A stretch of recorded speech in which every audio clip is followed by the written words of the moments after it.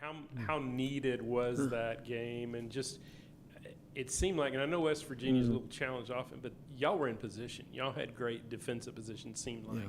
No, it definitely needed, appreciated, and I know the players really felt great after the game from the standpoint. West Virginia had the longest Big 12 winning streak, 16 games, and won 13 in a row. So defensively especially, we did some great things. And then on the offensive end, we did enough to get the dub. Is there confidence that comes from that for these guys? Yeah, no question. After a win, you always feel better than you do after a loss, for sure. Especially and that's why the Big 12 is so tough. You lose a couple games, and you can't put a price tag on momentum, confidence, swag. I mean, everyone that again has played sports, you miss, for those golfers out there, you miss 4 putts in a row. That next hole, that cup's looking like that big, and now you make a couple putts, you get a couple wins, you make a couple shots, everything just relaxes and you feel more confident. And sports is a confidence game, and to be honest, there's nothing that gives you as much confidence as working hard on your craft, but then having success. And success usually is dictated at the end of the day by getting the gratification of winning. Obi played very well out there on Saturday. How's he adjusting this latter half of the season to the point guard role? But I think I know our staff is we feel like with each game we feel like through trial and error we're finding out how can we put our guys in the best positions to be successful. And sometimes what you think might work, you find out does or doesn't. And then when you find something that is successful, you gravitate obviously more to it. The league is a really good league, and once they find something's working, they shut it down or make you go to something else. But at least I feel like we have a better grasp of what our players' strengths might be and ways to help them to be put in better positions. And some of those things at the beginning of the year that we thought were such aren't, and things we didn't think were a strength are. So hopefully, again, that's our job, to put our team in the best position to be successful. And with each game, I think we gain that experience, and hopefully he can do that. How's J.J. White's recovery going, and is he still trying to get back to the court this season? Yeah, so he's doing a good job. He's working really hard, getting closer. So I know J.J., the great thing about him, he's always in the gym. He's one of those guys, those energy giver, and somebody that adds to the team even if he's not able to be in practice. He's on the sideline cheering him on, telling him what he sees. But obviously we'd like him on the court sooner rather than later. So I know he's doing a good job with that, though. Scott, to that effect, just talking about the depth on this team and I guess the lack thereof for the past 2 years, how have you dealt with that, and how has last year maybe prepared you for that challenge this year? Well, I think first with last year, the one thing we went to the offseason, we're like, we need more depth. And we thought we had that answered, and unfortunately, I think that's one of the toughest things in coaching. Everyone wants to be on a team where they get a lot of minutes and a lot of opportunity, but they also want to be on a team that they're really successful. So if you have a lot of depth, people might not want to be on that team because they can't do what they want to do. But if you don't have that depth and you have injuries, now everybody's upset because you're shorthanded in front line, backcourt, or whatever. So with that being said, I think the one thing is, again, you always learn from experiences, and playing with the 6- and 7-man rotation has allowed us to be able to be more efficient at it. I think if you look across college basketball in the landscape of things, though, I think most coaches will tell you there's more injuries now in our sport than in previous years, and some of that can be from overtraining, sports specific. I know, again, Sports Illustrated called this out 5 or 6 years ago, that you'll see more of that.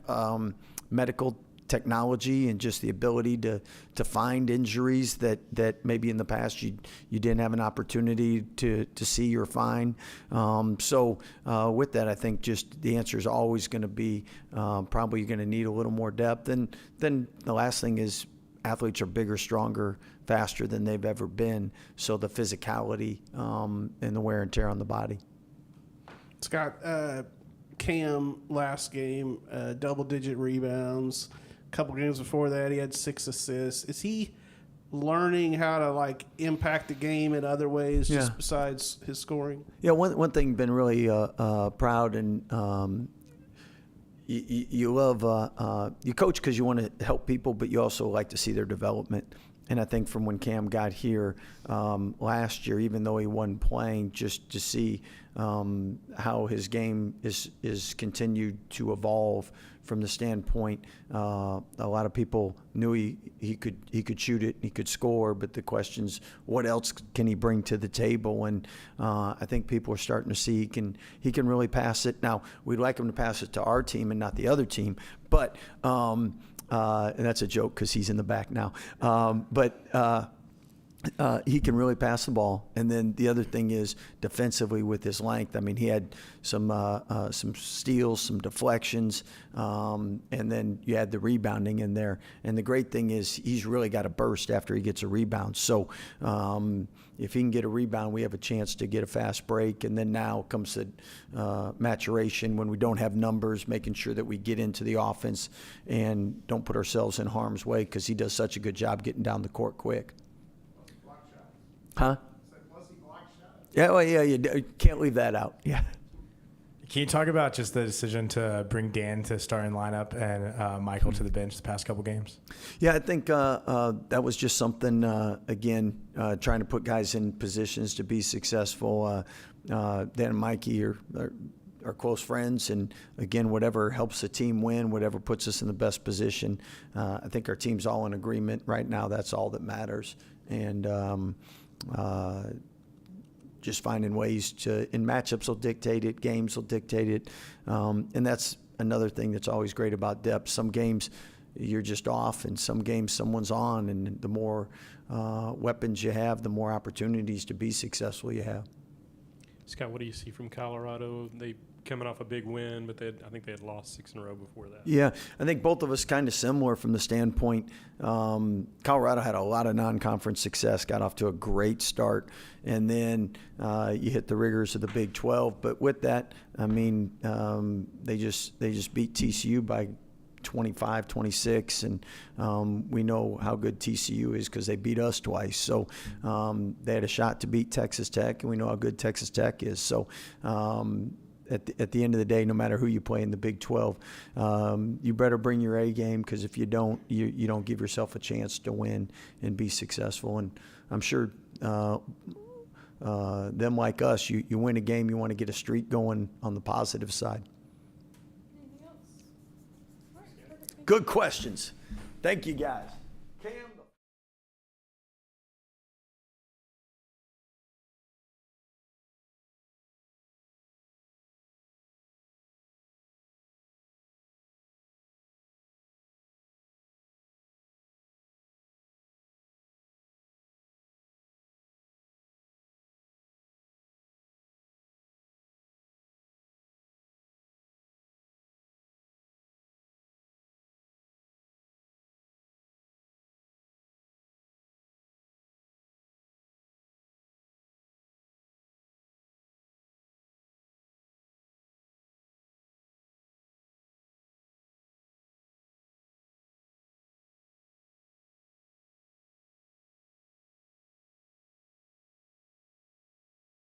Into that West Virginia game, coming off a tough shooting game.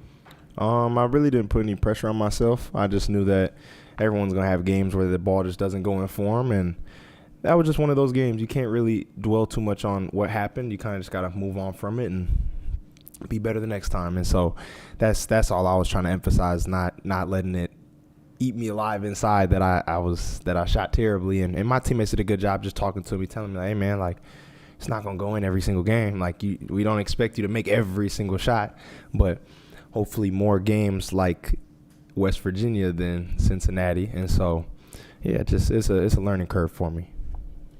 Kim, did you feel like the defense was maybe as dialed in as they've been, most of the season? I mean, it just seemed like y'all were usually in the right positions and kind of in their face and stuff. Yeah, no, I think defensively we did a really, really good job. We keyed in on their key guys and taking them out of their game. Of course, West Virginia's a really good team. It's hard to play at West Virginia. That gym was way bigger than I thought, way bigger. And so it was a fun game for us, and I knew we were locked in going into it because, man, nobody likes losing. And so it's just every time we get another opportunity to step on the court, it's just trying to find our identity, and I feel like we did a really good job of taking steps towards that and learning and growing as a team. Still a solid chunk of season left. What's the message between all you guys in the locker room right now? Yeah, probably just, man, have a streak go. Like let's let our streak grow a little bit. Let's take some of these games that we're not supposed to win and go in there and win and surprise some people. And I think we have a really good opportunity. I feel like every team that we've played, we've never been out of it in the first half. I feel like we're always in a dogfight in the first half, and in the second half, we kind of step away from each other. So just emphasizing taking a step to each other in the hard times and playing more connected, especially on the road. We're about to go to Iowa State soon, and so that's going to be a hard place to do that. But it's okay, just taking advantage of it and knowing that we have older guys that understand how that stuff works. And so, yeah, just feeding off each other. Kind of in the same vein, what would it mean to be able to stack a second win and have a shot at making a bit of a winning streak here after this one? Yeah, no, I think it's really, really important. I feel like we're all kind of in the same boat right now, especially like where we're at. I feel like we need these games. And so I feel like it nobody will say that they don't like being people will say they don't like being uncomfortable, but I feel like being uncomfortable gives you room for growth and lighting a fire under people's feet. And so I feel like it's just now taking advantage of it and not letting the shock factor of playing all these teams get in the way of us coming in and winning.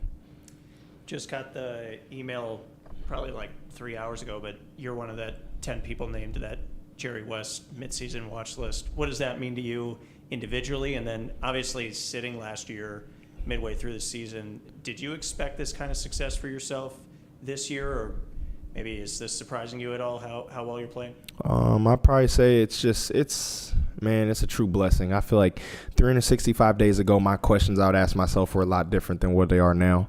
And so now that I'm in the situation that I have been able to be presented an award like that or be in like a list of that, I feel like it's just a true blessing, because I feel like I prayed for a lot of days like this, and I feel like God's biggest thing for me was just being patient. And I feel like that's the hardest thing, especially being young. It's just being patient and knowing that my time will come. I just got to wait and know that God's got me out, and God's timing is the best timing. And so, man, it's a blessing. It's definitely a blessing. And so I'm excited. I feel like it ain't nothing to prove yet. I feel like it's just a list. Anybody can make a list, you know? So got to go out and win it. Basketball quiz time. What do you know about Jerry West? Jerry West. I used to use him in 2K. He was my point guard on my team, my team, and so I know he had an A+ 3-pointer. He could probably really shoot. Yeah, Jerry West, the logo. Yeah. Yeah, the logo. That's right. It's good.